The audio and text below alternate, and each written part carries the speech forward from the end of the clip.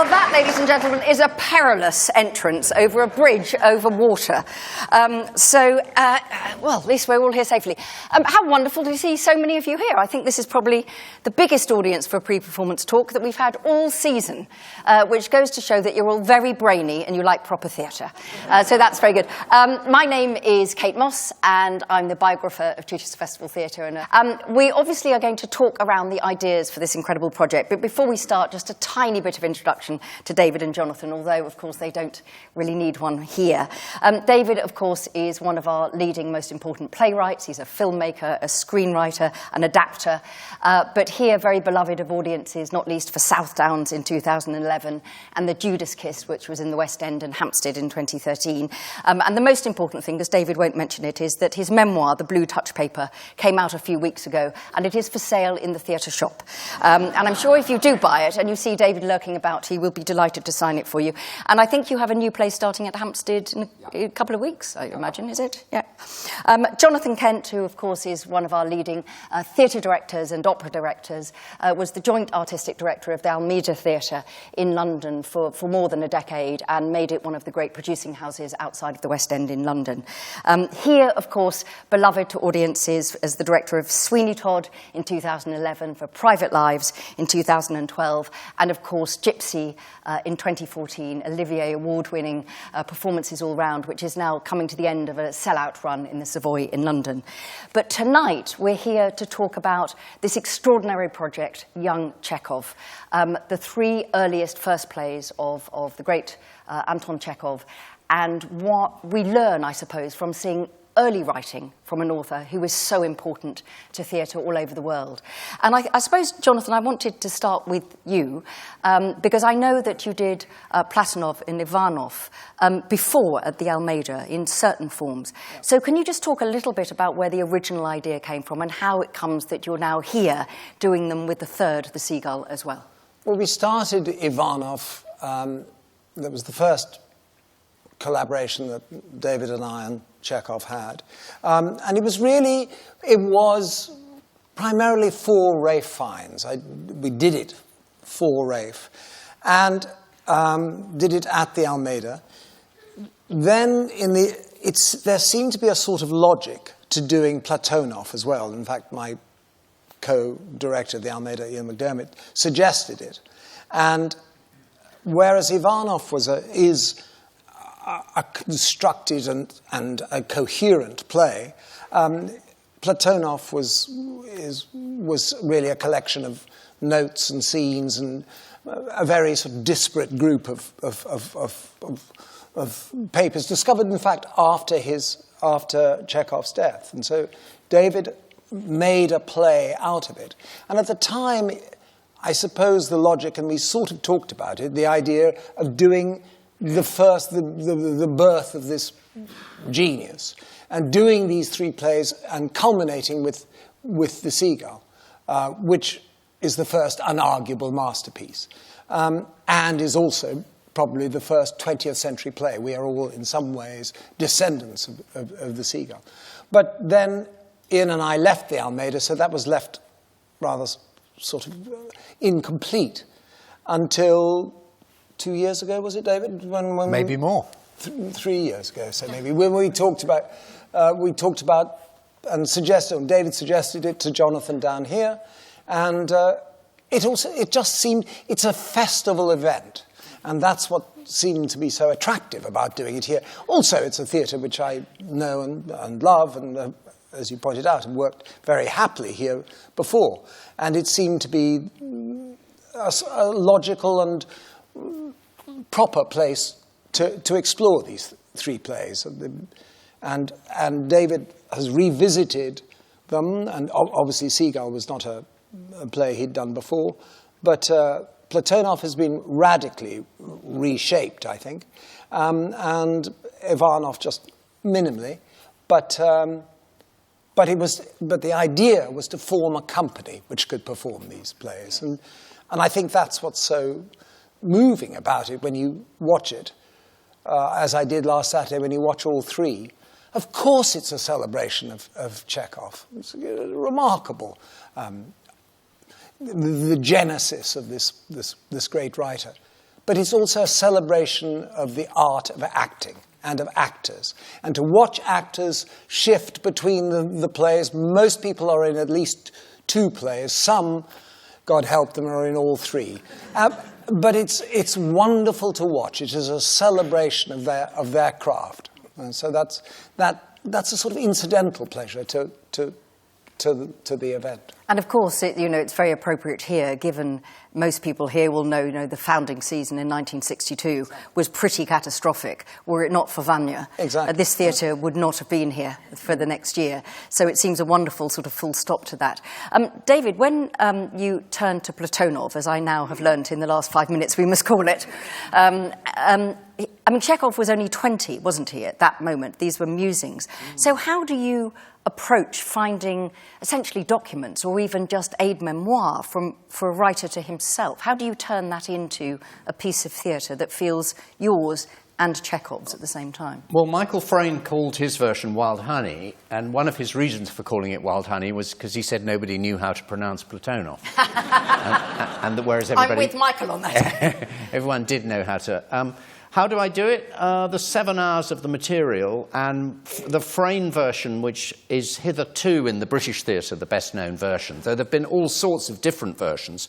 There's a version set in the Deep South, there's a version reset in New York, there's all sorts of different versions. At the moment in Australia, Kate Blanchett is playing a version which is set in the present day.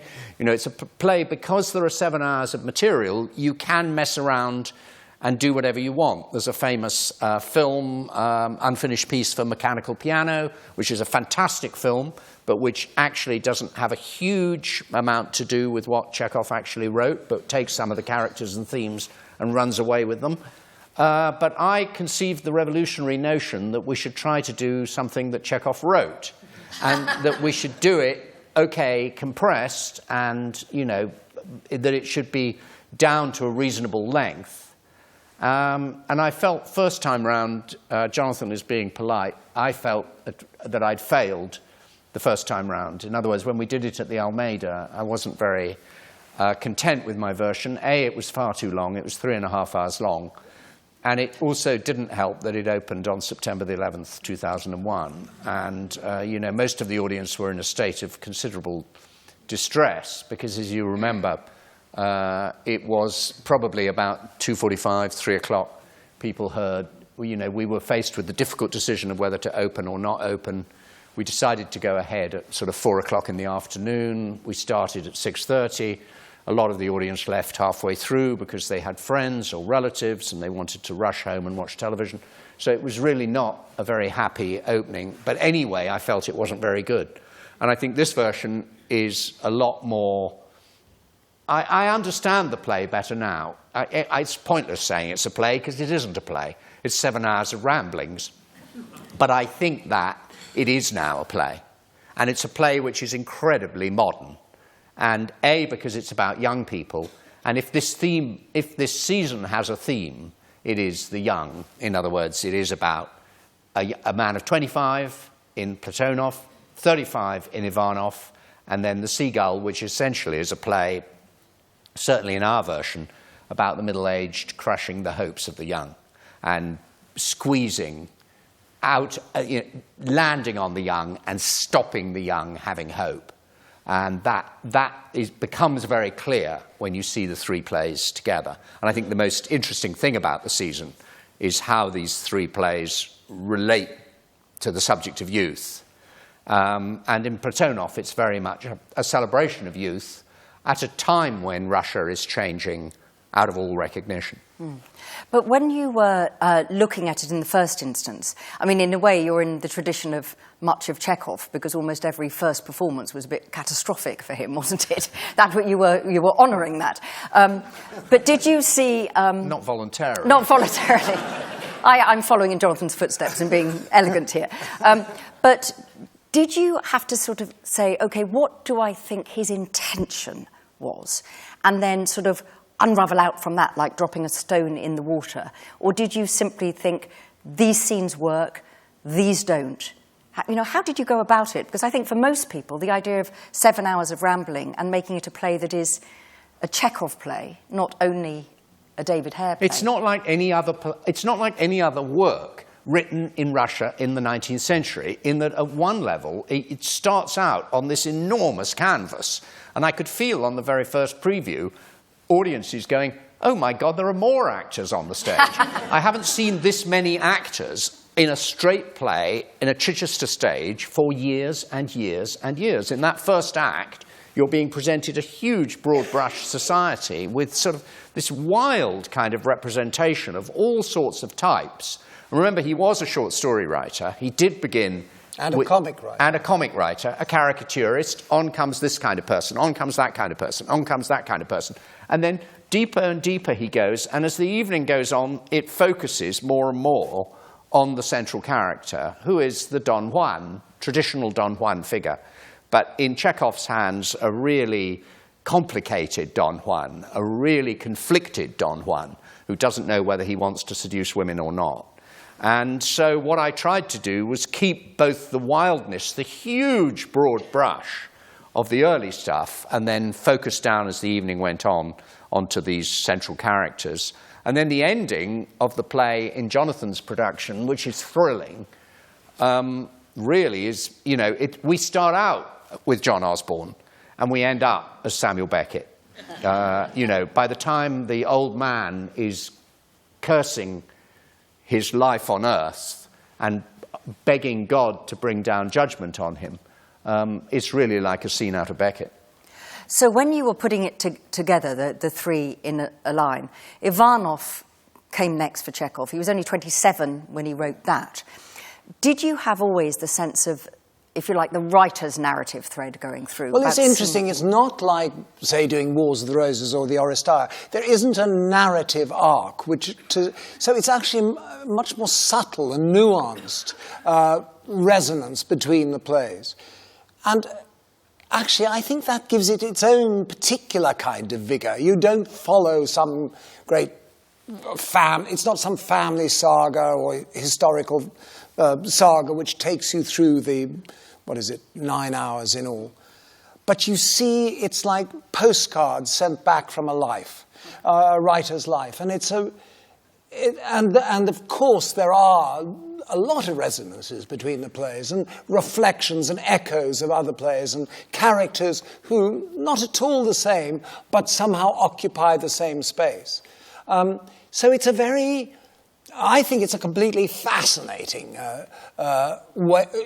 exercise, these three plays, but they're not, I would ask that you don't come expecting it to be some overall arc. It's much more subtle than that. The thing about Ivanov is that Chekhov is usually said to be the man who banished melodrama from the 19th century stage. And Ivanov is a melodrama. He wrote a melodrama, and it's got all the elements of a melodrama. And it's a very, very good melodrama. And there are moments, and particularly the scenes with Lvov, where Ivanov and Lvov are arguing about what honesty is. And Chekhov is writing much more in the tone of Ibsen or in the tone of Bernard Shaw than he is in what we think of as Chekhov. And again, underlying this play is the claim that Chekhov is a much more various, a much more virile, a much hotter, a much more dangerous writer than in all those awful languid productions of the mature plays in which people twirl parasols and drink tea and say they're bored. And that idea of Chekhov is really what we're trying to attack head on and say, look, when he was young, he was romantic. Above all, he was romantic, and he wrote about himself and his own dilemmas. And here are these dilemmas on the stage, hot. And a comedy in the melodrama. Yeah, comedy in melodrama. Exactly. It's side-splittingly funny, particularly the scenes with the women in the drawing room, and I thought, that sort of melodrama. And it's quite broad, too. Yeah. He loved Gogol, and he was a comic writer. So I think we've tried to, because I think this is Chekhov before the veil of genius descended. So it is sort of Chekhov unplugged. It's a much more naked version of the man before, the great course, they're works of unanswerable genius, the late plays, but somehow their own genius obscures the man himself. And that was what people admired about him, is that he disappeared into the plays. I don't think you can say that about Platonov or Ivanov particularly. And by the time you get to Seagull, he begins to withdraw into the genius of his plays. Well, and it's the same thing for any of us as writers, is that you learn how to do it. You don't do it right to start with, do you? know? And do you think that for the actors, I mean, you mentioned, the complication of everybody's in 2 and some are in 3, and it's an astonishing group of people, obviously led by Sam West and James McArdle and Anna Chancellor, Adrian Luke. There is a wonderful lineup. But do you think, watching the actors work in these different shows, that they are seeing new things in Chekhov as a body of work rather than simply these are my lines and this is the play? I suppose so, yes, I think so. I mean, you can't help but, we've all been in a rehearsal room for 10 weeks, and so I think, yes, I think you begin to recognize strands and themes, but as I say, they are completely separate plays. It's very interesting you mentioned the Uncle Vanya, because one of the things I did was watch on YouTube. I don't know if you know this, but you can watch that 1962 production of Uncle Vanya. And it is always said that fashions in acting change. And it is always said that if we saw Irving or Keane or Garrick, we would think them completely ridiculous, or that Gerald du Maurier would seem now very mannered. You watch that production, it is completely contemporary. And you look at Michael Redgrave, or you look at Laurence Olivier, and look at Joan Plowright. They could be acting on this stage today, and if they were acting on this stage today, you would say they were great. You wouldn't say it with any qualification. You wouldn't say, oh, they look 50 years out of date. No dust needs blowing off that production. You look at it, it's pin sharp by modern standards. And I do think that these productions here belong with that. And they do belong with Chekhov when he's done in that style, not in the mannered style with which we're familiar, Do you think that's because there's... In the 1962 production, and of course it was then repeated in 63, that there's no cynicism. There's no need to be Russian, as it were. They play it as people having those conversations. And that's what I think is being done here as well. If you look at it on YouTube, and the reason it works on YouTube is because it's so incredibly simple.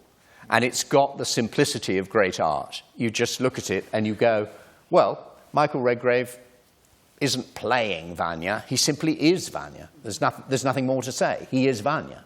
And that kind of incredible, lucid, modern simplicity is not achieved without huge skill.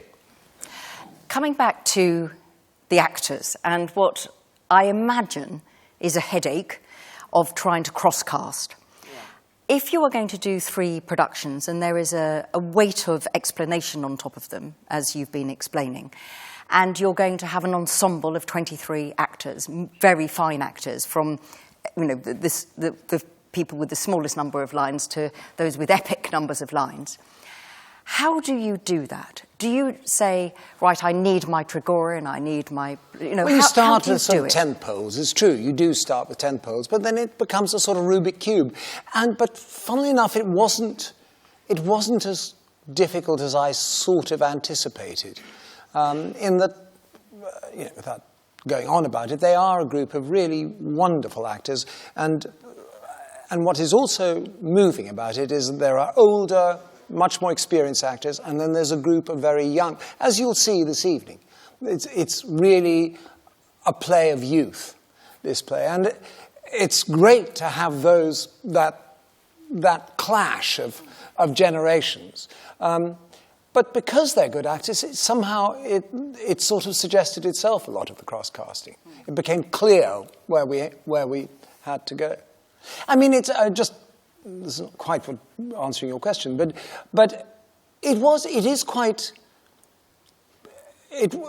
was in some ways difficult for us all to grasp the nettle of melodrama. and the vigor of some of the comedy. Because we are, our culture is televisual or filmic, and actually, melodrama, which is a form I love, is because it's vivid. It doesn't mean it's unfelt. It doesn't mean it doesn't set out to move and instruct an audience. But it's a high definition theatrical form. And it's not a form we're particularly used to. I just loved it, because I do like melodrama, you'll be not surprised to hear. And I just loved the embracing of it. And I could, sitting in the audience last night for Ivanov, I could feel the audience around me sort of almost puffing their feathers up in a way to engage with it. Yeah. Not that I was surrounded by chickens or anything, you understand. But I mean, there was a sort of, we're allowed to like this, is what it felt like, actually. It's high-definition storytelling. Of course, when it's unfilled, and it then just becomes, rather empty stagecraft. But if it's filled and meant, and Platonov particularly has huge, there are trains, I don't want to give things away, but there are trains, for God's sake, and people lie across... Maybe. It's all right, they've all bought their tickets, David. We checked this before. I know, but no spoilers. But that's one of the things about Platonov too, I think. It's a moving from a medieval Russia to the arrival of an industrial country. And I think it's as David said right at the beginning, it is a play which is about the shift in a culture. And I think that's what's so interesting too. Do you think that those of us, and I hadn't seen either of the earlier, the first two before, do you think we'll watch other Chekhovs now with different eyes? Or do you think we know that anyway? I don't know if we watch other Chekhovs. I mean, I think the other Chekhovs, of course they're remarkable plays. I don't, and maybe that's just because I'm doing these, I don't find them as exciting as these early ones, simply because I've seen them so often. Of course they have the capacity to move and excite. Of course they do. But somehow these plays, I find the man so moving. I find Chekhov so moving through them. It's the man in the work. And David, why are you giggling? Well, I know you do I giggle. think that once Chekhov doesn't really believe in the theatre at the beginning. He does it because he's asked to do it.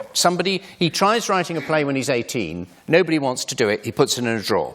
Then a comic manager wants to put on Ivanov, asks him to write a play. He writes Ivanov, it's put on, it's a catastrophe. The actors don't know their lines. The party guests in the second act, if you've seen it, in the original production were all drunk. Shabelsky couldn't remember any of his lines. Chekhov walks away from the theatre saying, I want nothing to do with the theatre. Then he is persuaded to rewrite the second act, which doesn't work, and the fourth act, which doesn't work, and then it works. But he's a short story writer who is essentially not condescending to theatre, but he's not really interested in theatre. When he writes The Seagull, it is very significant that the first production was disastrous, but once Stanislavski arrives and does the famous Moscow Arts production, then it begins to work. So suddenly he's writing plays which crucially depend on how you do them, right? So playwrights, in my view, divide into two. There are people called robust playwrights, and they write plays that work however badly you do them. Hamlet works however badly you do it. Look Back in Anger works however badly you do it. But Chekhov does not work at all. Go to a bad production of Three Sisters, it's like going to the dentist. You actually just want to die of boredom. And suddenly you have a playwright who's raising the bar and saying, if you don't do this really well, it won't work at all. And so, of the later plays, it would be true to say I have seen an awful lot of bad productions. And The Cherry Orchard seems to me, of all plays, I would say the failure rate with that play is higher than with any other play ever written. To do a good production of The Cherry Orchard, maybe there has been one, but it has escaped me. I in my lifetime, have never come out of The Cherry Orchard saying, that's a great production. I've come out of The Seagull, particularly out of the Luke Bondy production, saying that's a great production. But with The Cherry Orchard, I've never seen it done the way Chekhov, to the standard Chekhov wanted it. Yeah. And I'm going to go out to the audience for questions in a moment, but while the light's coming up and you're getting ready to put your hands up, because we're going to be tough on time, so if you have a question for David and Jonathan, you need to throw your arm in the air. One quick question about Tom Pye's amazing set, actually wonderful lighting, sound design across the board. Was that a challenge to try and find a set that could be adapted for everything? Yes. That didn't, yes, because you don't want it to all look the same. No, it couldn't. And also the demands of the three plays, which, as I said, are very disparate, had to be answered. So what this is a sort of installation into which we intrude three plays. And you'll recognize elements of this if you see all three plays, which I hope you will. You'll recognize the elements of it, but they'll be rearranged. And things are intruded into it to create the worlds of the three plays. But it took a long time, and I think Tom's done a marvellous job. I mean, it's exceptional. Yeah, absolutely. And it's always that thing that when you come into the theatre, and it's just a pleasure just to look, even before the players have come on. Right, is there anybody who's going to start us off? Lady there, then gentleman there, then lady there. Go. In the three plays, I noticed a tremendous number of references to Hamlet. I was wondering if you were adapting, because you've done all three. Did you deliberately pull that out, or was that just in there? No, Chekhov was obsessed with the play. And Russians are obsessed with the play. This is Hamlet. Did everybody hear the question? Yeah. Okay, the obsession with Hamlet. Good. Yeah, obsession with Hamlet. Russians are obsessed with Hamlet. They think Hamlet is a Russian character. They were absolutely delighted when we took our production of Ivanov to the Mali Theatre in Moscow, because they thought that our Ivanov closely resembled Hamlet. And Chekhov himself rewrites Hamlet, is obsessed with the Hamlet figure. And so, yes, I do deliberately bring it out. It's true. But actually, Ivanov is a rejection of Hamlet. He hates being thought a Hamlet. I'll repeat the question when you've said it, yeah. Sorry. I remember hearing back in the 60s, when you would not normally have expected it, that Russian plays can be translated with particular effectiveness into English. Since then, reading, say, Clive James from The Land of Shadows, now he loves Pushkin, and he thinks that can be very effectively translated into English on an emotional level. Are we talking about the relationships between the language? Are we talking about the greatness of the Russian artists? Or are we talking about the particularly good translators? What do you think makes Russian literary productions so translatable to an English stage or an English book? Thank you. The question is about the connections between Russian and English, and whether it is the sense that Russian work can be particularly well translated into English and speaks particularly well here. David and Jonathan. Well, I think it depends on the adapter. And I think what's great about having David do them is that he is one of our preeminent playwrights. So it's a conversation between two playwrights. And I think that's what gives the plays their flavour, is that it is the meeting of David Hare and Anton Chekhov. And I think it's that flashpoint which I think is important. I think some translations, which are more literary, perhaps are less effective and retreat, rather, whereas there's an immediacy to having a practicing playwright work on these works of genius. The blue touch paper, indeed, possibly. Yeah, I could talk about this for hours, but crudely, these plays are very modern. You know, The Seagull updates brilliantly. Anya Rice recently did a great version where she resets it in the present day, Land Rovers, people, totally contemporary. And The Seagull, because it's about the argument between traditional art and the avant-garde, updates incredibly well. And there are none of the usual problems of transposition. It just seems completely right when she does it. And so they are deliciously adaptable, these plays, because they are so modern. Thank you. Rosie?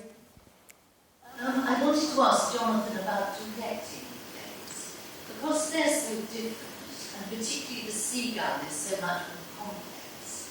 In rehearsal, did you approach it in a different way? I'm interested in how you approached it in rehearsal. Thank you. The question was about the difference in directing each of the plays because they are very different, and particularly with reference to the seagull, which is a very complex structure. Jonathan? I don't think, no, not particularly approached differently, but the plays, as you say, are so different that inevitably I think, for instance, Platonov, which, as David says, is at the opening is a broad canvas. There had to be a lot of mise en scène. There had to be a lot of structuring of this large group of people. Whereas the Seagull, although there are group scenes, are much more about relationships between people. So, but you adapt as the way you would adapt doing any play. I mean, each play, of course, that you direct is different. I don't think I didn't apply a different method. I don't have a method. I just do it. You move there. Yes. No, a couple of questions in the middle.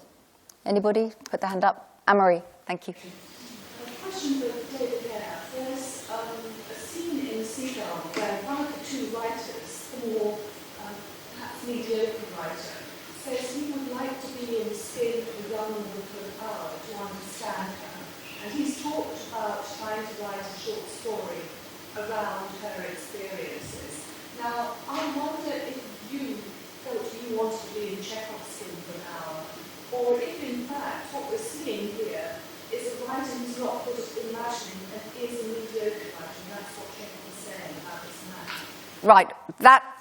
The question, Anne-Marie was pulling out the part in the Seagull, the idea of wanting to be in the skin of another writer, and the difference between being a mediocre writer who can inhabit somebody else's skin or reflecting on it. And he's really asking you to explain how you see that, the nature of the role of the writer, you as the writer, but also the role of the writer in the Seagull. Is Chekhov talking about himself or about the nature of writing? Is that the question? Is Chekhov writing about himself as Trigorin, do you think? I wonder whether it's a criticism of the writer, or in fact what he really believes, that he would like to stand in someone else's skin for now. I think that when Trigorin speaks about being driven mad as a writer by the feeling that the work is never finished, and no sooner do you finish a work than you're already worrying about the next work and you're on to the thing. I mean, I don't know any writer who doesn't feel that. In other words, there's a sort of universal recognition in the way he talks about writing, and it's very, very, very rare in a play to have a writer who's a convincing character.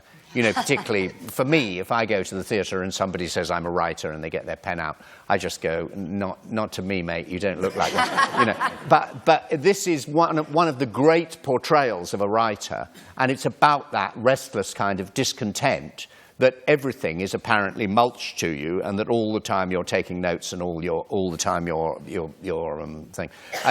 Christopher Hampton adapted The Seagull, and I've only adapted The Seagull. I wouldn't dare adapt The Seagull. There's no need for another version of The Seagull. There are 25 in print already. They don't need another one. I've only done it so that the whole evening is in the same style. But Christopher Hampton, who did a brilliant version of it, said to me, the greatest thing about adapting The Seagull is you get to see it every night, he said. And he said, of all the plays he'd ever worked on, the pleasure of sitting and watching that play, which I do think is a perfect play. I mean, it is a perfect play. When you adapt it, not a word is out of place. And you slowly, passages which mean nothing to you when you adapt them, suddenly the other night, when Dawn steps forward and talks about what's your favourite city? Genoa. Why? Because when I walk in the flow of people, I begin to feel that Constantine's idea about the soul of the world is true. I burst into tears. And yet it's a passage I scarcely noticed when I was adapting it. I scarcely noticed that passage. And with that play, different aspects of it shine. It's unknowable.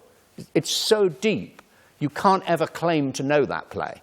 And I think when you're talking about the acting, you know, the actors feel that. The actors feel, we go out tonight and we discover that about it, and now we see this in it, and now we see that in it. And it's just a perfect piece of writing. And I don't know that it's the best play ever written, but it's the best written play ever written. There's time for one more question, possibly two if they're short. How do you choose your translators, or can you speak Russian? No, not a word.